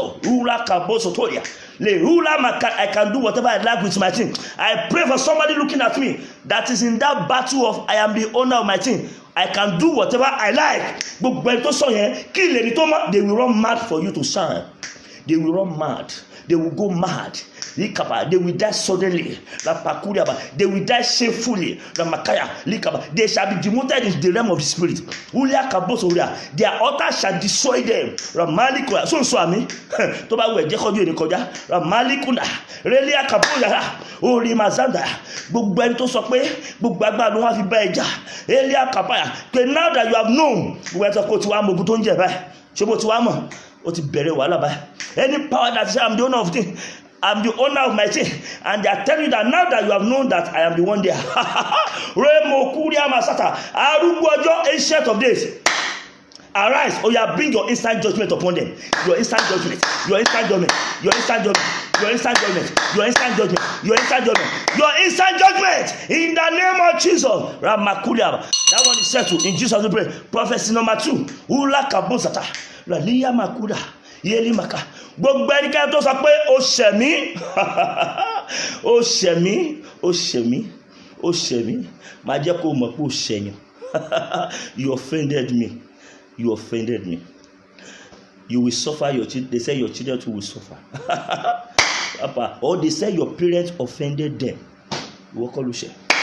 Rama Kapuria. Ramasa. So Satan is Swami. Prophecy number 2. Maria, because you must rise and shine. That's why this word must come to pass. And you must continue to shout amen. The amen that you can get. Wapura, Kalida, to the Enilogun Wole. Rapali Kaya, Oru Eni Oni Lola Sanaye Miate. Tonight you never go without any notice in your life. Ramalika, Ramazata, Ralikura. Gbogbo ẹni tó sọ pé ó ṣẹ̀ mí nígbà tó kéré, when you were younger, when you were old, when you are this age, at any point in time in the journey of your life, in the journey of my life, tó ló ṣẹ̀ mí, tó wá mú ẹ dání, tó ní ò lọ́mọ láyé ẹ, ìrìn àjò ayé ẹ mo ti mú dání, ògo ẹ mo ti dì mú, your glory I've already arrested, you are going nowhere. Ramalia Kapuzata, Uliama Yakuriaba, tí Mordecai bá lè bọ́ lọ́wọ́ Amani. If Mordecai could escape from the wrath, deadly anger and wrath of Haman that wanted to use all his authority, all his position, all his power upon him. If God of Israel could rescue that man and his generation, I pray for somebody here. Whether you are right or you are wrong, the Bible says, shall the prayer of the mighty be delivered, or the love come to be taken away? Say, yeah, they shall be delivered. Say, they shall be taken away. Say, I will contend with those that contend with you. I will save thy children. I pray tonight. Rima Kaposoria. Bugbenke to lo sheun. Lima Kaposotoria. La Ikalia Mazata. Elire Kaposotori kulia. La Likaye Mosotoa. Bugbenke to lo sheun. To ni mo sheun. To ni yawo e sheun. To la won me lo sheun. To ni wogan lo sheun. Ni ya se ji awon me. That say you are the one that offended. That's why your children are paying the price. Today, tonight, in the name of God, I return their evil back to their head. ibi yẹn padà sórí wọn lónìí, ibi yẹn padà, ibi yẹn padà, ibi yẹn padà, ibi yẹn padà, ibi yẹn padà, ibi yẹn padà, ibi yẹn padà. Rimo kuria yele mosotoria yele akaba ìjìyà ìrandíran tó ti ń bọ̀, generational liability, generational suffering, generational punishment. Ìwọ o mọ àwọn tó ṣe, o mọ àwọn tó ṣẹ̀, o mọ àwọn tó ṣẹ̀. Wọ́n wá sọ pé ìrandíran máa jẹ̀yà ẹni tí ò ń jẹ, that your life is paying the price. Today, by the power in the blood of God, redemptive power in the blood of God, be set free, be set free. Ògo rẹ ò ní sunkún mọ́. Your glory will not weep anymore. Your glory will not weep anymore. Your life will not weep anymore. Your destiny will not weep anymore. In the name of Jesus. Gbogbo ibi tó yẹ kó ti bá wọn dé tí wọ́n jẹ́ kó dé, tí wọ́n tilẹ̀kùn bẹ̀rẹ̀ lórúkọ Jésù, ó yá àánú sílẹ̀kùn fún ẹlẹ́ni. Mercy is opening the door, mercy is opening the door, mercy is opening the door, mercy is opening the way. In the name of Jesus, in the name of Jesus. Rapalika, so shall it be. In Jesus' name, pray. Prophecy number 3. Likaya bukura, Elia masata, Leri makunda, Aliri makuria, Yalika posotoria, Elia mayakuria, Elia kaposotoria. Gbogbo ẹni tẹ́jọ́ tó pọ̀ tó sọ pé òní jẹ́ kó lọ. Anyone that you have allied together, you employ them, they employ you, you serve under them, they serve under you, and they saw your glory. Ralika bosotoria. Eliam Ejorin, Abraham and Lot, until Abraham said, Lot, go on your way. It was then promise of God could come to pass in the life of Abraham. Promise of greatness, promise of shining. Ramalikura. Gbogbo ẹnikẹ́ni tẹ́ Ejorin tí ò ní jẹ́ kí lè rí ṣẹ nínú ayé ẹ̀. Get her to say me. Gbogbo ẹnikẹ́ni tẹ́ Ejorin tẹ́ ti jọ wọ mọ́tò pọ̀ tí o mọ̀ pé Lot ni wọ́n jẹ́ nínú ayé ẹ̀. You don't know that they are Jonah in your boat. Hey, Jonah. Jonah when Jonah was in that boat, they began to throw away their load. They throw it because the ship wanted to capsize. They began to throw. They never knew it was not the load. It was another load, strange load. Jonah load. Jonah ló fẹ́ dá mọ́tò rù. Gbogbo ẹ̀kẹ́ tó ń da ọkọ̀ ayé ẹnu sínú. Gbogbo ẹ̀kẹ́ tó jẹ́ kó máa sọ èrò rere nù. Gbogbo ẹ̀kẹ́ tó jẹ́ kó máa sọ èrò ògo nù. Anyone in the journey of your life that make you to lose good things, making you to lose good things, that's not allow you to rise and shine in life. That's not allow the promise of God to come to pass. Isaiah chapter 6 verse 1 and 2. Verse 3 says, for the light of God shall arise on you. Say, Gentiles shall come to thy light. Gentiles, Gentiles you are by you are go ton. Chebi to ba ton, ni mole atan sawon eyan ni wa ba ramaka. Igba loju re ma wa lanu ma wa. It is when you are shining that Gentiles will come and say, help. It is when you are help. It is when you are help that people will even come and seek your own help. He said, Gentiles shall come to thy light, and even kings to the brightness of thy shining. Kings, presidents want to know you. Governors want to know you. Look at what you can do if you shine. Hey, Lakaba, Aliaba. I pray for somebody. Le bokuria maya elida kuria maliri kanda huba yele mokunda ya le makunda ya ba gbogbo ẹnikẹ́ni tẹ́ Ejorin tó fi ògo ẹ̀ sínú cage. Ògo tó yẹ káwọn bá wá rí, the glory that the king supposed to come to, the glory that Gentiles supposed to come and honor, worship, bless. Ní orúkọ Jésù kàbíyà àmín ni wàá máa ṣe o, àmín ni wàá máa ṣe. Gbogbo ìkà tó bẹ́ẹ̀ wọkọ̀, ìkà tẹ́jọ wọkọ̀, ìkà tó rí ògo tó ń pa ògo ẹ lára, the wicked that you are in the same vehicle together, the wicked that you are lying together, tó sọ pé wọ́n náà wá ní, that they said they send me to you. We have seen your journey, we have seen where you are going, they send me to you, and you don't know that na send is send them, you don't know that na send is send them, and they have been given the mandate that they should stop you by all means. Gbogbo ẹni tí wọ́n ti rán sínú ayé ẹ̀ pé kó wá dẹ̀ dúró, pé kó má lè dìde, that should not be able to rise and shine. Today we tell me, oh yeah, let there be separation now. I decree separation. I decree separation. I decree separation. I decree separation. I decree total, permanent separation, permanent separation, permanent separation, permanent separation, permanent separation, permanent separation. Ruma kalia, yalima kaduria, yele mokuda, ramazata. Number 4 prophecy. Le puguria, get ready. Le posokula, yali kapoya, la hula bashata, eliama kudoria, yeliri mokuna. Ele mosotoria malekaya baba le mosotoria gbogbo ẹnikẹ́ni tó bọ́ra rẹ̀ sí hò láti ṣépè fún ẹ. Elia kapa Elia makuda. Anyone that naked themselves, they went naked rakapa to place a curse on you, you will never see the light of life again. Bakulia ayérayé ọba àwọn ọba ṣó wà mẹ́ ṣó wà mẹ́ ṣó wà mẹ́ ṣó wà mẹ́ ṣó ń wò mí lè kápá àbí you are sleeping lè kápó sòtòrìà gbogbo ẹnikẹ́ni tó bọ́ra ẹ̀ sí hò lọ́gànjọ́ òru in the middle of the night la makuria la pakulia ba shalia bakuria le ndaulia kapa gbogbo ẹnikẹ́ni tó bọ́ra ẹ̀ sí hò anyone that naked themselves to curse your life, to place curse on your glory, on your shining star, that star will become nonsense, that your life will become naughty. Remali kandaya basa, rapahula, yeleba. I don't know that ground. I don't want to know. What I know is that Lord said, I have mercy on who I have mercy, compassion on who I have compassion. In the name that's above that name, today, oh yeah, receive your freedom. That curse is broken. I disgrace that curse. Jesus will obey you.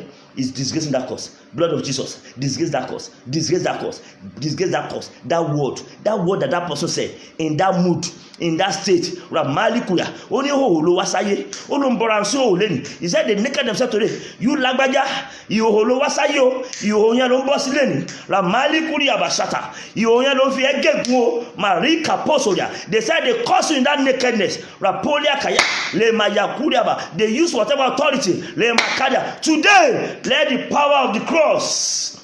The Bible says, for this reason, the Son of God was made manifest to destroy the works of darkness. Lórúkọ Jésù, that curse is broken. It's broken.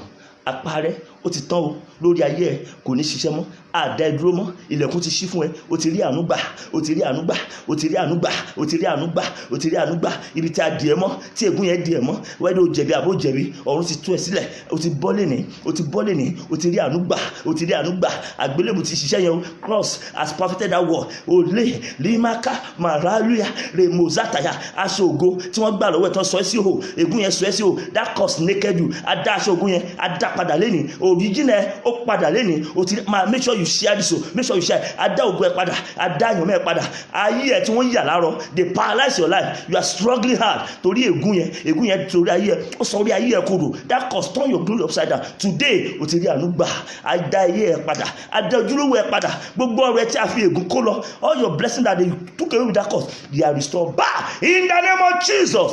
Prophecy number 5. Rela bakura alebo sotoria alirikuda eliabasotokulia eliabababa èèyàn mímọ́ tó fi ẹ́ gégùn rapakura ègún àwọn ẹni mímọ́ cause of holy men rapalikaya. I don't want to know how you encounter them.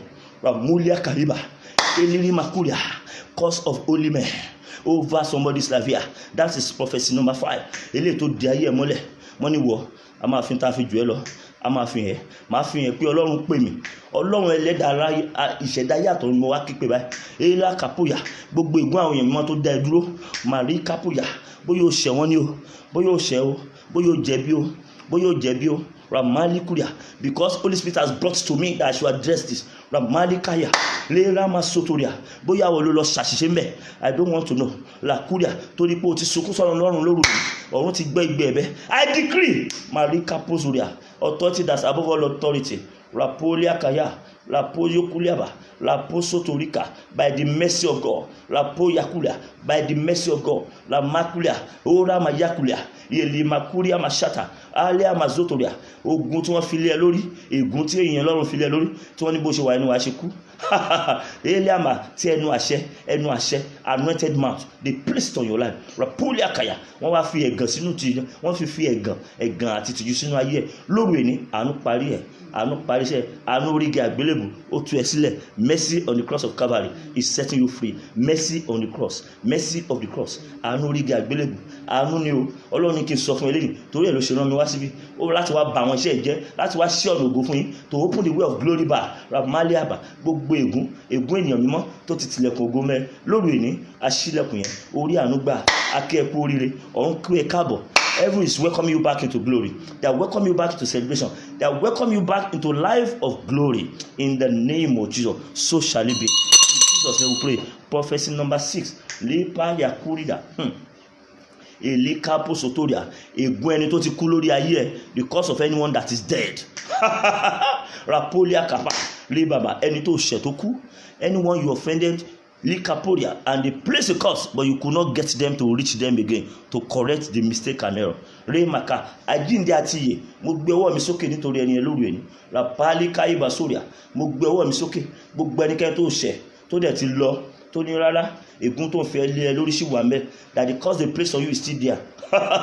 Rapoliaba ó ní agbéjésù kọ́ sórí igi, bẹ́ẹ̀ ni wọ́n gbé kọ́ sórí igi ni, wọ́n gbé kọ́, ìtìjú ló jẹ́ fún Rapalika àdàbí tí wọ́n bá gbé kọ́, except Jesus was not hang on the tree. Rapura Kaiba lórí ẹni mo sọ tẹ́lẹ̀ lórí ayé ẹ̀, ègún ẹni tó ti kú lórí ayé ẹ̀, tó gbé ayé ẹ̀ kọ́, tó fi ohun rere kọ́, tó fi ayọ̀ ẹ̀ kọ́, tó fi ìbùkún ẹ̀ kọ́, tó fi ọkọ ẹ̀ kọ́, tó fi ayé àwọn ọmọ yín kọ́, tó sọ pé wàá rí níṣẹ́ rí mà káàbọ̀sọ lórí ẹni ó yá be set free. Atu ẹ sílẹ̀, mo ní atu yín sílẹ̀, ó yá dìde báyìí, dìde kó lọ ṣe rere, arise and go and prosper.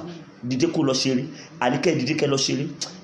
Ègún ẹ tó ti kú lórí ìdílé yín as a whole, the cause of anyone dead, ancestral death that is placed on your generation, on your family, that you are all struggling and laboring under, because you are connected to this program, ó yá be set free. Ilẹ̀kùn yẹn ṣí, àánú ti yí wọlé, àánú wá ẹrí, àánú wá yín rí o, àánú wá yín rí, in the mighty name of Jesus. Ramali Kuriba, Le Kapoya, this is number 7, Le Poshakuria, Ele Mosotoria, Rapali Kuria, Ele Makuria, Yalema Kaposoria, Alira Masotoria, Ralimo Sotoria, aláàánú tó tàpá sí tí ìṣẹ̀dẹ̀ ń bá ẹja. Helpers of destiny, those that lifted you up, those that promoted you. Rapali Kuria, but something went wrong. You fought against each other, or enemies scatter it. Le Mokuria Mashata, Le Maya Kuriaba, Eliaba Kappa, Tabawan to gbé sókè, ó gbàgbé ibi tó ti bẹ̀. You forgot where you are coming from. You forgot those that lifted you up. You forget the hand that promoted you, and you turn against them. You bite the finger that fed you. Rapali Kuria, even if they did not talk, something is fighting you. I stand here today. Rapali Kurida, Eliabakuria. Show amen. Rapakuria. This one concern many people there. Ramali Kuria. Yali gbogbo ọwọ́ tó gbé sókè tó gbàgbé tàbí tó wá gé ọwọ́ yẹn dà. Rapaso Kuria. The hand that shielded you in the time of need, but you now cut that hand off later. Rapolia Kaposota. Ralikeye Mozotoria. I pray this morning by the mercies of God. Raposotoria. Lakuria gbogbo ilẹ̀kùn retí yẹn ti tì mẹ́, ilẹ̀kùn àánú tó tì mẹ́, ó yá àánú ṣílẹ̀kùn yẹn fún ẹlẹ́nu, adáríjì ẹ̀ lẹ́ni o, atú ẹ sílẹ̀ nínú ọkàn ẹni yẹn tó mú ẹ dání, in the heart of that person, ó ra masata, you are set free. O ti rí àánú gbà, ẹ wo àwọn ògo, wọ́n ń gbógo padà fún ẹ, wọ́n ń gbógo padà lẹ́yìn lọ́wọ́, líka ògo tí ó ti gbà lọ́wọ́ ẹ, look at the blessing that you have collected, is restored back tonight, is restored back tonight, is restored back tonight, in the mighty name of Jesus. Kapoda, àgbé Jésù sókè. Ẹni bá wò ó yóò ẹni bá wò ó yóò ẹni bá wò ó yóò ẹ gbé Jésù sókè, ẹni bá wò ó. Open your mind to appreciate God. Ralepa kulia bashinda aliri bakulia ilama kahula bashaturia. I can see many things are happening here on this altar. Lahu kapo shalia. I can see upward shiftment.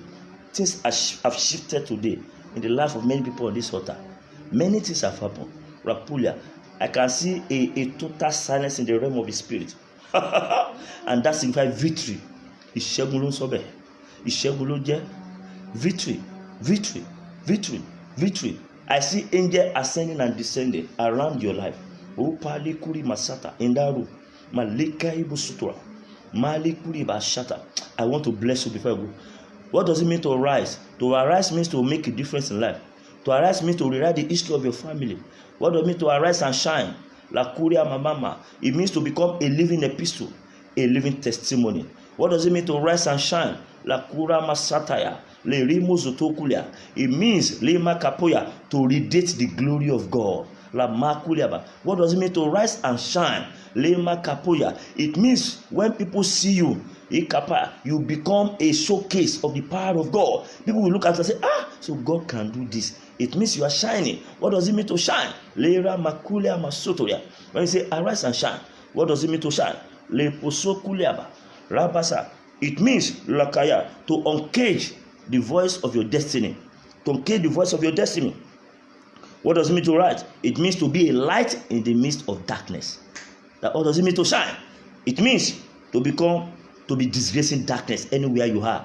They won't be able to stand in your way. It means you are shining. What does it mean to shine? It means to become a good example unto others. A good example unto others. Spiritually, in the house of God, in your area, you become a good example to others. What does it mean to shine? It means to become the oracle of God. What does it mean to shine? It means to become somebody that is having impact. Your life begins to have impact on people around you. People in your family, people in your environment, you are having impact. What does it mean to shine? It means to make heaven proud. When heaven look at you, just like Job, God say, yes, that is my son. That is my daughter. That is what God wants us, you and I to become now. You want us to arise and shine. What does it mean to shine? That's one, to become a living testimony. Beloved, how do you now shine? Number one, how do someone now shine? You have to take stock of your life. Where are you now? Where are you coming from? Where are you coming from? Where are you now? How do you start with God? Is your former love still there? You have to take a stock of all this. That's how to begin to see yourself and to shine. How do you shine? What do you do to begin to shine? You have to retrace your step back to God. If you have missed your path, retrace your way back to God. How do you shine? What do? You look at what others are doing to shine. Copy good example. Copy good people. Don't be copy bad example. Copy good people. Look at what they do to shine. Look at what they do to have their victory. Look at what they do to have breakthrough. Copy them. Copy good things. Don't be copying bad things. How do you shine? Also, you must change your approach so that you can disgrace reproach. Change your approach to disgrace your reproach. Hello, you change your approach to things. If you have been doing the same thing the same way, it tantamount to madness. But when you change your approach, just as you are going on this series of vigil, you change your approach to take away your reproach. I pray for somebody tonight. God will give you grace. Grace to be doing what you need to do to be able to shine in life. And last one, what do you do to make sure that you shine? You pray prayer of restoration, which you have done tonight.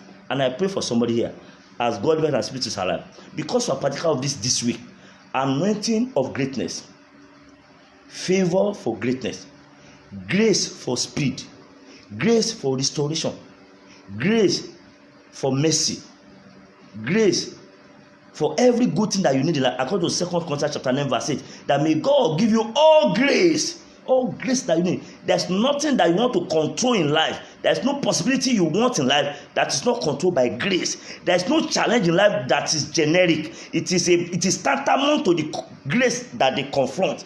If you are a man of grace, problem will bow, battle will bow, hardship will bow, despair will bow. I pray for somebody tonight, by the authority in the name of God, as from today you become a man and woman of grace in the name of God. What is hard for others in your environment will not be hard for you. What is hard for people in your family will not be hard for you in the mighty name of God. So shall it be.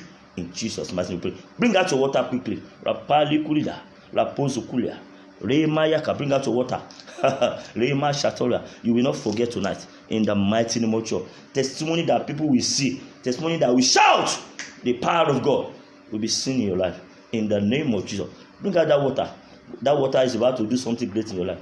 Lapuya, mean the water and your oil. The word of God is already in that water already. Rapalikuda, Elia Masata. The King of Kings and Lord of Lords. I am the ancient days, God of possibilities. The one that walked on the sea. The one that parted the Red Sea. Rapuria Kahia. The one that used rod to part the sea. The one that parted the river Jordan with mantle. You are the one I'm calling now. Elia, Ọlọ́run àwọn ọmọ Ọlọ́run, Olúwa àwọn olúwa, ẹ̀rù jẹ̀jẹ̀ létí òkun pupa. Ọba kò ṣeun tì. Ọlọ́run àpọ́sítélì Joseph Ayọ̀ Babalọ́lá. Ọlọ́run àwọn àgbààgbà wòlíì tí ò mú èṣù mọ́, wòlíì tó bọ́lọ́run rìn. Ẹ̀yin ni mo pè ní wákàtí yìí o. Elia Makuria, Ọlọ́run ìmọ́lẹ̀ láàrin òkùnkùn. It doesn't matter the level, the time we are now. You are God of light. Elia Makuria Mama, the one that is the light of the world. Ìwọ la képe ní wákàtí. Gbogbo tó ń jẹ́ òkùnkùn nínú ayé wa, nínú ayé àwọn ọmọ yín, whatever they call darkness in the life of these children that are looking at me, those that are watching and those that will watch later, I pray tonight. Likuri Masataya, Rapulia Kayaba Sotoda. Mo gbàdúrà fún ọmọkùnrin kan mẹ́. I pray for a man there. Gbogbo àyàtọ̀ ogun tí wọ́n fẹ́ gégùn. Any chest of a woman that you climb and they curse you, that you will never become any good thing in life. Rapulia Ka. Today, mercy of God is setting you free. In the name of Jesus Christ. Lipakuriama àti obìnrin náà, ọkùnrin tó bá pàdé, the satanic man that you met that carted glory away from your life. Rapuriaka, by the mercy of God, as you use this water to wipe your head, to wash your head, that your glory in the hand of that wicked agent shall come back speedily back to you. In the mighty name of Jesus. Let the power of God enter this water now. Àjíǹde àti ìyè. Raporia kaposotoria. Oh yeah, lay your hand on this water. In the name of Jesus. Whatever good that is dead in the life of your children, as we use this water, that thing shall receive life. Li kaposotoria. Rapalika. The Bible says, and Jesus gave his apostles authority and power to heal the sick. Olúwa, ẹ jẹ́ kí àṣẹ yín, àṣẹ ìwòsàn, àṣẹ ìmúláradá, authority of healing, authority of restoration, authority that will heal people from all demons, affliction, demonic affliction. Oh yeah, enter this water now. Àṣẹ ìwòsàn, àṣẹ ìwòsàn, àṣẹ ìwòsàn, àṣẹ ìwòsàn tó máa wọnú odò Bethsaida. Oh yeah, wọnú omi lọ. That authority of healing that enters the pool of Bethsaida. Enter this water and this oil in the name of Jesus. Let it become oil of signs and wonders, water of signs and wonders. As soon as you use this water, the Bible says, and light appears in darkness, and the darkness cannot overcome. As soon as you use this water in your house, darkness will run away. They will never be able to come back in the name of Jesus. Ìmọ́lẹ̀ tó ti gbà lọ nínú ayé, as you drink and pour it on your head, light that is quenched in your life, that light shall come on again. That light will come on again in your house in the name of Jesus. Good thing will come looking for you in that house in the name of Jesus. And as soon as you anoint your head with this oil in your hand, Rapuria Kapuya, as Samuel poured oil on Saul, and something good began to happen. Many things happened on single day. One day, that oil came upon him. Today, as this oil comes on your head, on the head of all your children, good thing will begin to happen.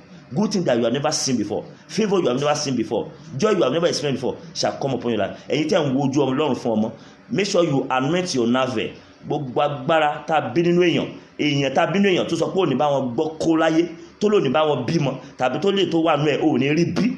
As soon as you anoint your navel with that oil, their yoke of wickedness shall break over your life in the name of Jesus. Gbogbo ẹni tó ní ò ní bímọ lójú ayé àwọn tó bá ti ń fi òórùn yẹn sí ibi ìdodo ikú ọfà ikú á lọ bá wọn bí tí wọ́n wà. The arrow of death will go and locate them, and every blockages in your womb, that blockage shall be broken. The God that did it for that woman that day, immediately she used the water, that God will do more than that in your life in the name of Jesus. The ear of your Samson will grow again. You will rise and shine in this year 2020. Mysterious rising, mysterious lifting, mysterious connection to destiny helpers, destiny lifters, destiny promoters, destiny organizers. God will connect you to them in the mighty name of Jesus.